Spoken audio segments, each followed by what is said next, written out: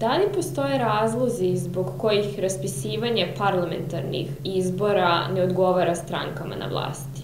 Da, jedan od ključnih razloga zbog koga SNS eventualno neće raspisati i vanredne parlamentarne izbore jeste što bi gotovo sigurno u parlamentu ušli i Pokret slobodnih građana Saše Jankovića i Narodna stranka Vuka Jeremića.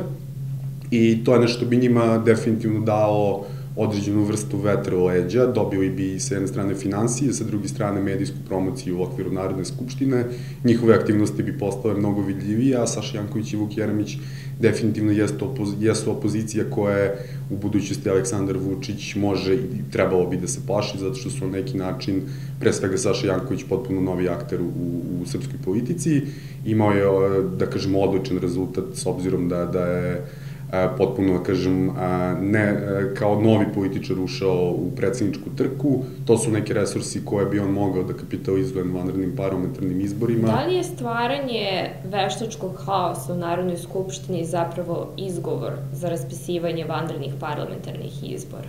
Definitivno može da bude iskorišćeno kao izgovor i uvek vi možete pred građanima da se opravdate, to je da opravdate vanredne izbore time što se u Skupštini dešavaju stvari koje se dešavaju, da su izbori onda način da se sve to promeni, da se stane na put lošoj atmosferi koja vlada u parlamentu, da se na neki način stane na kraj skandalima, međutim to je isključivo izgovor, ne može nikako biti povod i suštinski stvarni razlog za raspisivanje bilo kakvih izbora.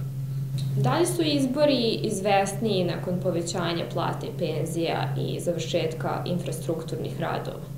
Pa, još kada su penzije i plate smanjene, ja sam negde bio ubeđen da će one biti ili vraćene na stari nivo ili povećane pred neke izbore, tako da i sama ta činjenica da će nakon 1. januara će doći to povećanje plata i penzije i da će verovatno većina infrastrukturnih radova da se završi u Beogradu i makar privede kraju, da grad izgleda lepo sređeno ili na neki način našminkano, govori o tome da će ipak gradski izbori biti kada se svi ti radovi završe, a penzije i plate definitivno će biti jedna vrsta, po znacima navoda, rezultata koje će SNS da koristi i u republičkoj kampanji.